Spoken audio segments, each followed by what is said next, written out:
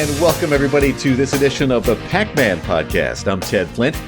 PAC stands for Patriotic American Citizen, and we do this weekly, at least weekly, sometimes twice a week, and this is a bonus weekend edition, Super Bowl Sunday and all. I want to get my predictions in there for what it's worth. You know, everybody's talking about this Super Bowl not being all that interesting. I mean, the Packers aren't in it. My beloved Packers ran into trouble again, as they have, it seems, in recent years. They haven't won a Super Bowl since 2010.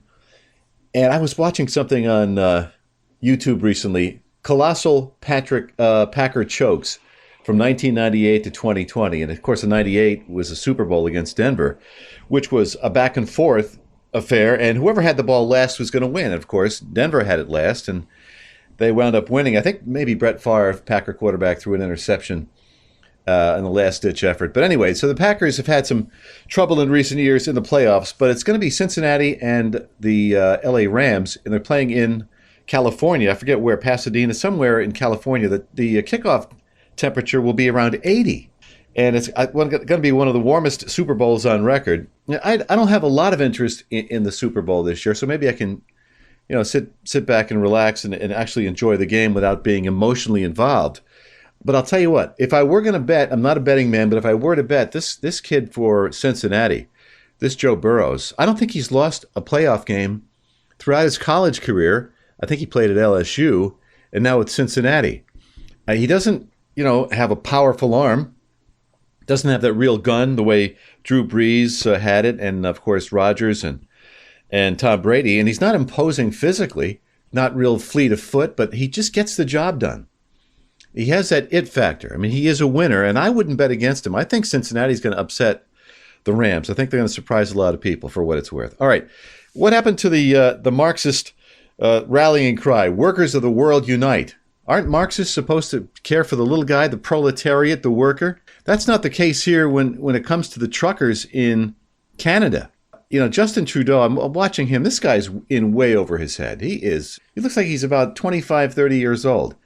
And he's threatening reprisals, and there's going to be hell to pay for these truckers. These truckers have had enough with what's going on. It's a vaccine mandate, and they're protesting against the vaccine mandates in Canada. And it's spilling over into this country.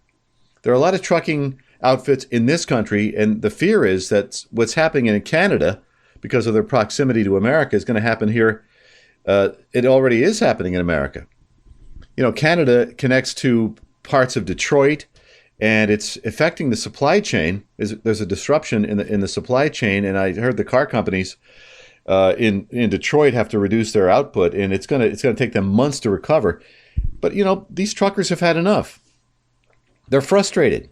They've worked to keep this economy going and the supply chain of our country going, and not to mention the global economy. We're in troubled times here. The truckers, they can't work remotely the way a lot of state workers are still working remotely. So Trudeau is against the truckers and their protests and rallies, but he was for the Black Lives Matter rallies and riots, basically, last summer. He said, "I agreed with the goals when I supported the people expressing their concerns and their issues." This is Trudeau speaking of BLM. Black Lives Matter is an example of that. So he supported that, but he doesn't support the truckers. 90% of the truckers have been doing the right thing, trying to put food on the tables of people in Canada. And this is a huge protest. I mean, there are thousands of trucks and truckers, tens of thousands. And it's not going to happen. It's not going to go away anytime soon. A Washington Post cartoonist, the Washington Post, as Washington Compost, as Mark Levin calls it, they depicted the convoy with the word fascist drawn on the side of each truck. Anything the left doesn't agree with is fascist. Everybody's a fascist or a racist if they support blue-collar people. Shifting gears a bit here, I want to talk a little bit about the mask mandate here in New York specifically. And I mean, the People's Republic of New York. Some of these northeastern states are run by, talk about fascists. They're communists. It's like the old Soviet Union. You can't do anything. So this week, Kathy Hochul, the governor, lifted the statewide indoor mask mandate and it's long past overdue. But dropping it in some places but not others makes no sense to me. Other states are lifting the mask restrictions for school children, not New York. Connecticut, I think New Jersey, 2 blue states did that. But Hochul insists on keeping it in place here. Even as the state Supreme Court ruled the mandate is an improper overreach of her power. COVID rates are dropping dramatically each week. Vaccine and booster rates continue to rise. I mean, it's time to end the mask mandate and restore some sense of normality to the state of New York. We're going to end it one way or the other. I said this in a column, which is up on the BMG network, by the way. All these mandates are going to end when New Yorkers have said, you know what, enough is enough. We're not going to wear masks. Our children will not wear masks indoors. You know, Liz Joy, who was a congressional candidate in the most recent election, she ran against Paul Tonko. Hopefully she unseats him or somebody unseats this guy. He's been around way too long. He's never worked in the private sector. But Liz Joy put something up on Facebook recently, and I'll read it to you. And I think it was part of what I wrote in the column that's up on the BMG network. Everyone needs to understand that it is illegal and unlawful for Kathy Hochul to usurp a New York State Supreme Court judge's ruling. She cannot enforce a mask rule on children in school. The New York State Department of Education may not usurp the judge's ruling either. If you don't want your child to wear a mask, you're free to send him or her to school without one. They cannot be forced. I know there's been some letters sent out to parents, and I told my wife, we have one daughter in the public school system. I said, send her. If they have an issue, tell them to call us. We'll take care of it. The state Supreme Court handed parents a victory. You need to have some courage. The state Supreme Court ruled. An appeal has not happened yet. Until it does, we have a victory. That's it. That's all there is to it. There's this school board in Long Island, Locust Valley School District. I caught some of their Board of Education meeting this week, and the vice president of the board said basically the same thing. But, the state being what, the bureaucracy and the regulatory state, how it operates, are going to go around the legislature, and they're going to try to grab power. And again, whatever the State Department of Health does, it's unconstitutional, it's illegal, it's unlawful, and it's been voided by a state Supreme Court judge. That ruling stands. As the vice president of the board said, everything else you're hearing, it's all noise. Their mask mandate is a mandate. It's not a law. They can't force you. But again, the bureaucracy is at work here. The Democrats control the bureaucracy. And she predicts the State Department of Health will, go backdoor, and they will backdoor the process, and we'll have face coverings for every New Yorker. It'll be on the books in regulation form. Vaccine mandates, always on the books, in regulation form. Quarantines, forced isolation, all of it. She predicts. I don't think they can enforce this. New Yorkers are not going to be put into isolation camps. I think that's a bit over the top. But that's what she said. Superintendents of school boards can stop this. If they banded together and they wanted to, they could stop it. Legal teams could also stop it. But they won't, because most of these people are Democrats, and they probably want it. We're going to stop it. We are going to have to stop these mandates. That's all there is to it. I mean, there's going to have to be some kind of civil disobedience, the way the truckers are taking care of business in Canada. And we're going to have to force the hand of these people who are trying to enforce their will and their agenda on us. I want to read something here regarding Omicron. The world powers have gone after some of these scientists who said initially, you remember when this first happened, the Omicron first came on the scene? There's one South African scientist in particular.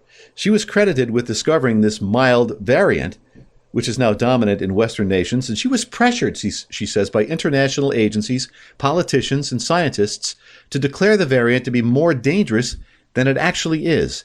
Dr. Angelique Coetzee told the Daily Telegraph of Australia, after publicizing her conclusion that Omicron was presenting with milder symptoms for most patients, compared to the previous strain, the Delta, she became the target of attacks. And I'll give you her quote here from WorldNet Daily. Because of all COVID's mutations, all of these scientists and politicians who are not from South Africa were contacting me and telling me I was wrong when I spoke out.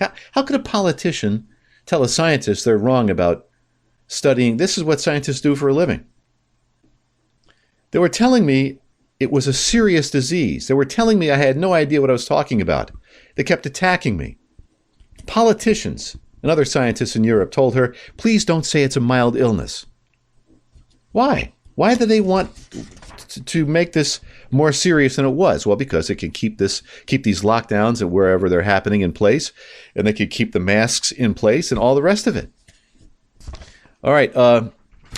Also along the same lines here, there's a report, in WorldNet Daily. There are emails recently obtained through a Freedom of Information Act showed then National Institutes of Health Director Francis Collins asking White House coronavirus advisor Dr. Fauci to carry out a quick and devastating published takedown of the Great Barrington Declaration. Now, the Great Barrington Declaration is a group consisting of epidemiologists, and these people are the cream of the crop. They're from Harvard, Stanford, Oxford, and Collins described these scientists as fringe. He urged Fauci and other public officials to focus on protecting the high-risk populations, and they want to keep these lockdowns where they're taking place in place. So Collins, President Trump's director of the NIH, emailed the science, Fauci, Fauci says he's the science, and he frantically warned that the declaration was getting too much attention. He urged a rapid response to discredit the signatories. One of these guys is a Nobel Prize winner in chemistry. He wanted to take down their ideas. The science permits no debate. I thought we're to follow the science. We're not following the science, as the governor of Georgia says. We're following the politics on all this. Anyway, I don't want to spend a whole lot of time on this. Just a quick little in and out here this weekend. This is kind of a weekend edition of the PAC-Man podcast. My daughter did a phenomenal podcast earlier this week. It's up on the BMG network and wherever you listen to your podcasts. And she talks about the science and the politics of COVID, and also the education and the educational establishment and how the left controls it. I've mentioned this a few times on my podcast, but I was a guest host on hers, and I let her take the lead. And I'll tell you, she's going places. I know she's my daughter, and I'm partial, and she's really phenomenal. What a brain she has on her. She's so intelligent and so poised, and behind the microphone, she's a natural. I mean, her mother's a broadcaster. I've done this for 40 years, so maybe it's rubbed off on her. I don't know, but she's very, very astute for a young woman her age. She's 18 years of age, and so listen to it. It's The Essentials with Maddie Flint. That's up there. The Ken Burns Show's up there. The Adrian Ross Show is up there, and the PAC-Man Podcast is up there. We invite you to listen and check out our columns as well on the PAC Perspective. It's the BMGnetwork.com. If you want to contact me directly, you can email me at PACMAN, PACMAN, all lowercase, at the BMGnetwork.com. Thank you, folks, for tuning us in. And I gave my predictions, right? I think Cincinnati's going to win the Super Bowl. I know they're probably going to be a 3, 4, 5-point underdog, but I think they'll win it. Joe Burrow is going to pull it off. Thanks for tuning us in. If the Lord wills it, we will talk to you soon. The PAC-Man Podcast was produced and edited in the BMG studio. Music by Kevin MacLeod. For more episodes of the PAC-Man Podcast, go to the BMGnetwork.com or go to the BMG Network on Facebook. And be sure to tune in to the next episode of the PAC-Man Podcast with Ted Flint.